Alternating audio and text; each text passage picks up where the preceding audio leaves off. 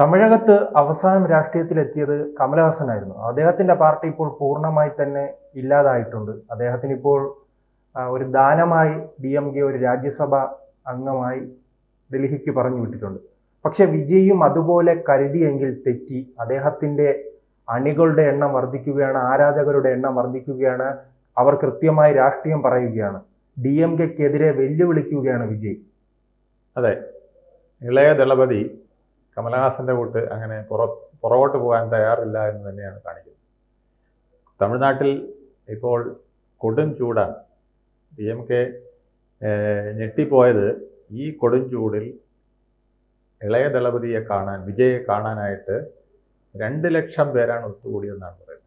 അതിൽ കേരളത്തിൽ നിന്നടക്കമുള്ള ആരാധകരുണ്ട്. ഇപ്പോൾ 2 ലക്ഷം പേര് ഇങ്ങനെ ഒരു സ്റ്റേഡിയത്തിൽ ഒത്തുകൂടിയെന്ന് മാത്രമല്ല, ആ തിക്കിലും തിരക്കിലും 200 പേരോളം ചികിത്സ തേടേണ്ട ആവശ്യം വന്നു.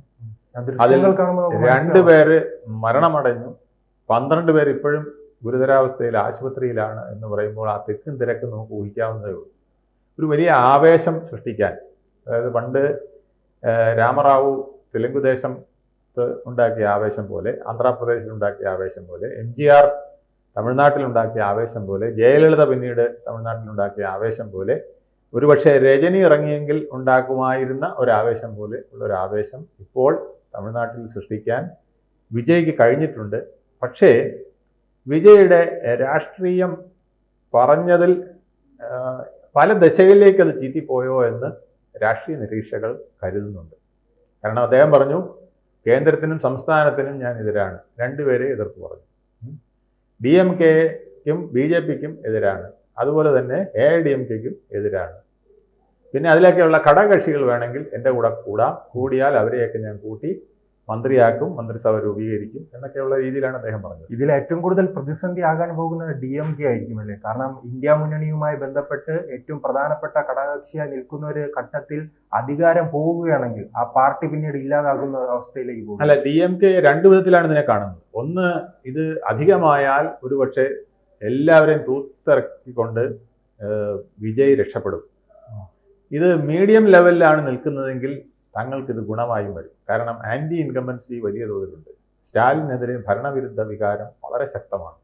ജനങ്ങൾക്ക് തമിഴ്നാട്ടിൽ അവരാഗ്രഹിക്കുന്നതൊന്നും അമ്മ കൊടുത്തതുപോലെ, അല്ലെങ്കിൽ MGR കൊടുത്തതുപോലെ, അല്ലെങ്കിൽ കരുണാനിധി മുമ്പ് കരുണയോടെ നൽകിയിരുന്നത് പോലെയുള്ള ഒരു സേവനം കിട്ടുന്നില്ല എന്ന് മാത്രമല്ല, സ്റ്റാലിനും അഴിമതി മക്കളും പിന്നെ കൂട്ടാളികളും ചേർന്നുകൊണ്ട് വൻ അഴിമതിയാണ് നടത്തിക്കൊണ്ടിരിക്കുന്നത്. 1000 കോടിയുടെ മദ്യ അഴിമതി പോലെ വലിയ അഴിമതികൾ നടത്തിക്കൊണ്ടിരിക്കുകയാണ്. അപ്പോൾ ആ ജനങ്ങൾക്ക് വേണ്ട സേവനം കിട്ടുന്നില്ല എന്നൊരു വിരോധാഭാസം അവിടെ നടക്കുന്നുണ്ട്. അതിൽ അവർക്ക് വലിയ ദുഃഖമുണ്ട്. അതാണ് ഇപ്പോൾ ഇളയ ദളപതിയും മുതലെടുക്കുന്നത്. വിജയ് പറയുന്നതാണ്, DMKയെ ഞാൻ തൂത്തെറിയും, എന്നിട്ട് ഞാൻ പുതിയ മന്ത്രിസഭ ഉണ്ടാക്കും. DMK പറയുന്നത് BJPയുടെ B ടീമാണ് ഈ TVK എന്ന്, വിജയുടെ പാർട്ടിന്ന്. കാരണം BJPയുടെ ആവശ്യമാണ് ഇപ്പോൾ, ആവശ്യമാണ്. അത് വേറൊരു ഉദ്ദേശമാണ്. അതായത് DMK BJPയുടെ B ടീമാണ് TVK എന്ന് പറയുമ്പോൾ അതിന് ഉദ്ദേശിക്കുന്നത് BJPക്ക് അല്ലെങ്കിൽ AIDMK BJP മുന്നണിക്ക് കിട്ടാനിരിക്കുന്ന വോട്ടുകൾ വേണമെങ്കിൽ വിജയ് കൊണ്ടുപോകട്ടെ. അപ്പോൾ BJP ഷൂവായി വരട്ടെ, അല്ലെങ്കിൽ AIDMK അവിടെ നശിക്കട്ടെ. അങ്ങനെയാണെങ്കിൽ വീണ്ടും ഒരു സ്ട്രൈറ്റ് ഫൈറ്റിനുള്ള കളമൊരുങ്ങുമല്ലോ എന്നുള്ളതാണ്. പക്ഷേ അത് ഉദ്ദേശിച്ച പോലെ ആയിരിക്കില്ല. തമിഴ്നാട് രാഷ്ട്രീയത്തിൽ ഏതാണ്ട് ഒരു 3 മുന്നണികൾ മത്സരിക്കുന്ന ഒരു സാഹചര്യം ഉണ്ടാകാൻ പോവുകയാണ്. അതിൽ DMK ശക്തമായി നിൽക്കണമെങ്കിൽ DMKക്ക് ഒരുപാട് വെള്ളം ഒഴുക്കേണ്ടി വരും, വേർപ്പൊഴുക്കേണ്ടി വരും. കാരണം DMKയുടെ ഇന്നത്തെ നില വളരെ പരിങ്ങലാണ്. എന്നാൽ DMK ഉദ്ദേശിക്കുന്നത് 2 വൻ ശക്തികൾ അങ്ങനെ പോരടിക്കുമ്പോൾ ഞങ്ങളുടെ കേഡർ വോട്ട്, കാരണം DMKക്ക് ഒരു കേഡർ വോട്ടുണ്ട്. നമ്മുടെ ഇവിടെ CPM എന്ന് പറയുന്നത് പോലെ DMKക്ക് അവിടെ എക്കാലം ഒരു കേഡർ വോട്ടുണ്ട്. ആ കേഡർ വോട്ടുകൾ തങ്ങളിൽ നിന്ന് പോവുകയില്ലെന്നും ഈ മൽപ്പിടുത്തത്തിനിടയിൽ കുറേ വോട്ടുകൾ കൂടി നമുക്ക് അനുകൂലമായി വരുന്നു, അല്ലെങ്കിൽ കിട്ടുന്ന വോട്ടിന്റെ കോൺസെൻട്രേഷൻ കൊണ്ട് ഇവർ 2 പേരും, അതായത് BJP AIDMK മുന്നണിയും TDK ഉണ്ടാക്കുന്ന മുന്നണിയും, TDK ചെറിയ പാർട്ടികളെയൊക്കെ ക്ഷണിച്ചിട്ടുണ്ട്. അതിനിപ്പോൾ ഇലക്ഷൻ വരുമ്പോഴേ അറിയാൻ നോക്കുള്ളൂ ഏതൊക്കെ പാർട്ടികളായിരിക്കും വിജയുടെ കൂട്ടിലേക്ക് പോകാൻ പോകുന്നത്. എന്തായാലും വിജയ് ഒരു കാര്യം പറഞ്ഞു, ഒരൊറ്റ സിംഹമേ ഇവിടെ ഉള്ളൂ, ആ സിംഹം ഞാനാണ്. ആ ലയൺ അങ്ങനെ ഗർജിക്കാനായിട്ട് നിൽക്കുകയാണ്. ഇനി ബാക്കിയുള്ളതെല്ലാം ജക്കാളാണെന്ന് പറഞ്ഞത്. തമിഴ്നാട്ടിലെ രാഷ്ട്രീയം കൃത്യമായി അറിയാമെന്ന് തോന്നുന്നുണ്ടല്ലേ? വിജയ്ക്ക് തമിഴ്നാട്ടിലെ രാഷ്ട്രീയം എന്നത് അറിയാമോ എന്ന് എനിക്ക് സംശയമാണ്. പക്ഷെ ഒരു കാര്യം വ്യക്തമാണ്, വിജയ്ക്ക് തമിഴ്നാട്ടിലെ ജനങ്ങളുടെ മൂഡ് മനസ്സിലായിട്ടുണ്ട്. DMKക്ക് അവർ പക്ക എതിരാണെന്നുള്ളത് മനസ്സിലാക്കിയിട്ടുണ്ട്.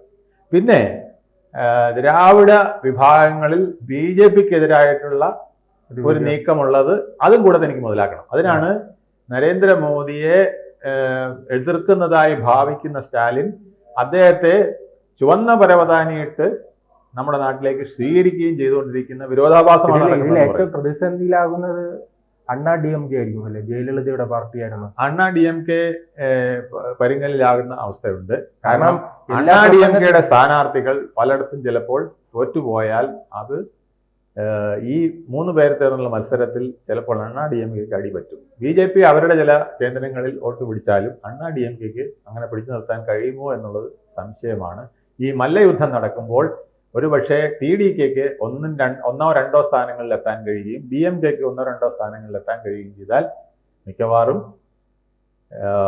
അണ്ണാ DMKയുടെ ഭാവി 3-ാം സ്ഥാനത്തേക്ക് പോകാൻ സാധിക്കും. വിജയ് എല്ലാ പ്രസംഗങ്ങളിലും എടുത്തു സൂചിപ്പിക്കുന്നത് MGRനെയാണ്. MGRനെ അല്ലെ ഒരു മറ്റൊരു MGR ആകാനുള്ള ശ്രമമായിരിക്കും. അത് തീർച്ചയായിട്ടും. അത് ആ സ്റ്റേജ്, അവിടുത്തെ അറേഞ്ച്മെന്റ്സ്, സിംഗമായിട്ട് വരുന്നത് എല്ലാം കാണിക്കുന്നത് ഞാൻ ഒറ്റയ്ക്കാണ്. പക്ഷേ ഞാനാണ് ഈ പിന്നെ തമിഴ്നാട്ടിലെ 234 സീറ്റിലും 234 സീറ്റാണല്ലോ അവിടെ ഉള്ളത്. ആ 234ലും മത്സരിക്കുന്നത് വിജയ് ആയിരിക്കും.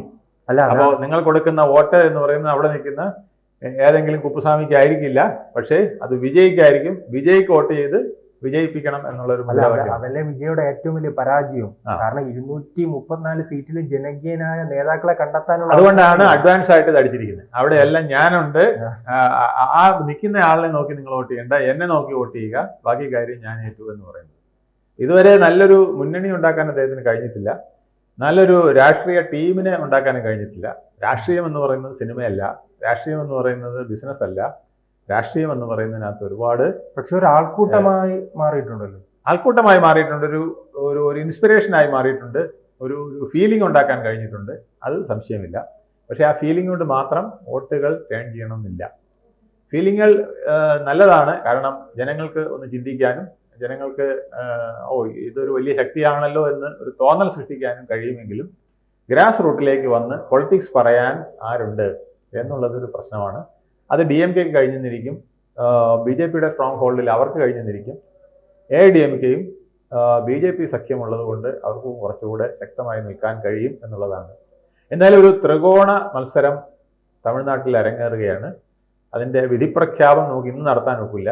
വിജയ് ഇനി വരുന്ന ദിവസങ്ങളിൽ ആരെയൊക്കെ കൂട്ടി നിർത്തും, ആരോടൊക്കെ ചേർന്നുകൊണ്ടായിരിക്കും പൊളിറ്റിക്സ് കളിക്കുന്നത്, കുറച്ചുകൂടെ ശക്തമായ രാഷ്ട്രീയം പറയാൻ വിജയ്ക്ക് കഴിയുമോ എന്നുള്ളതാണ്. ഇപ്പം BJPയെ എതിർക്കുന്നു, BJPയുടെ കൂടെ നിൽക്കുന്ന ജനങ്ങൾ അവരുടെ കൂടെ ഉണ്ടാവില്ല, താമരയിൽ വെള്ളം ഒഴിച്ച പോലെ അവരെല്ലാം ഒലിച്ചു പോകും എന്നൊക്കെയാണ് വിജയ് പറയുന്നത്.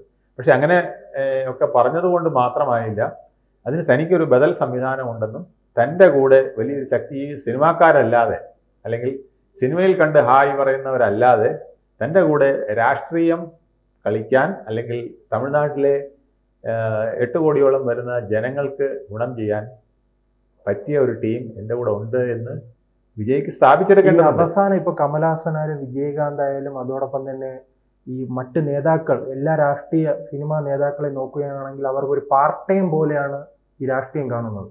അത് വിജയ് എങ്ങനെയായിരിക്കും ഭാവി? അല്ല, വിജയ് ഫുൾ ടൈമർ ആവും എന്നാണ് പറയുന്നത്. കാരണം ഇപ്പം കുറേ സിനിമകളൊക്കെ ചെയ്യുന്നത് പിന്നെ രാഷ്ട്രീയ ചുവയുള്ള സിനിമകളാണ്. അപ്പോൾ അത് ജനങ്ങളിലേക്ക് തൻ്റെ രാഷ്ട്രീയ പ്രതിച്ഛായ മെച്ചപ്പെടുത്തുന്നതിനൊക്കെയുള്ള ശ്രമങ്ങളാണ് നടത്തുന്നത്. അത് കഴിഞ്ഞാൽ ഫുൾ ടൈമറായിട്ട് തന്നെ നിൽക്കും എന്നാണ് കേൾക്കുന്നത്. കാരണം ഫുൾ ടൈമർ ആയില്ലെങ്കിൽ പൊട്ടിപ്പോകുമെന്ന് വിജയ്ക്കും അറിയാം. ആ ഫുൾ ടൈമർ ആകുന്നതിന് മുമ്പുള്ള പടയൊരുക്കമാണ് നടത്തിക്കൊണ്ടിരിക്കുന്നത്. പക്ഷേ ഏത് ഫുൾ ടൈമർ ആയാലും രാഷ്ട്രീയത്തിൽ ജനങ്ങളുടെ അടുത്തേക്ക് എത്താൻ കഴിയണം, അല്ലാതെ ഒറ്റ ഇമേജ് കൊണ്ട് അത് കഴിയില്ല. അത് ഒരു പക്ഷേ കുറേ നാൾ കഴിയുമ്പോൾ വിജയ്ക്ക് അത് കഴിഞ്ഞേക്കാം. ഇപ്പോൾ ജയലളിതയൊക്കെ അങ്ങനെയാണ് ആ ഇമേജുകൾ ബിൽഡപ്പ് ചെയ്തുകൊണ്ട് ജനങ്ങൾ താൻ ഒറ്റയാൾ നിന്ന് ജനങ്ങൾക്ക് വേണ്ട സേവനം ചെയ്യാൻ അമ്മ റെസ്റ്റോറൻറ്റും അങ്ങനെ ഭക്ഷണ സൗകര്യവും ഇങ്ങനെ ഒരുപാട് കാര്യങ്ങൾ, റേഷൻ, പിന്നെ ആനുകൂല്യങ്ങൾ പലത് ഇങ്ങനെയൊക്കെ ചെയ്ത് ജനങ്ങളിലേക്ക് ഇമ്പാക്റ്റ് ഉണ്ടാക്കിയെടുക്കാൻ അല്പസമയമെടുക്കും. അതിന് ഒരു കസേര വേണം. ആ കസേര കിട്ടണമെങ്കിൽ ശരിയായ രാഷ്ട്രീയം കളിച്ചാലേ ഇപ്പോൾ കസേര കിട്ടുകയുള്ളൂ. കാരണം ഇപ്പോൾ സ്റ്റാലിന് തമിഴ് രാഷ്ട്രീയത്തിൽ വലിയ അപ്രമാദിത്വമുണ്ട്, തലയെടുപ്പുണ്ട്. പക്ഷേ ഭരണവിരുദ്ധ വികാരവും നിലനിൽക്കുന്നു. ഇതിനെ ഇപ്പോൾ TDKയുടെ പിന്നെ മുന്നണി വരുന്നതും BJP പുതിയ മുന്നണിയുമായി ADMKയും ഒത്ത് വരുന്നതും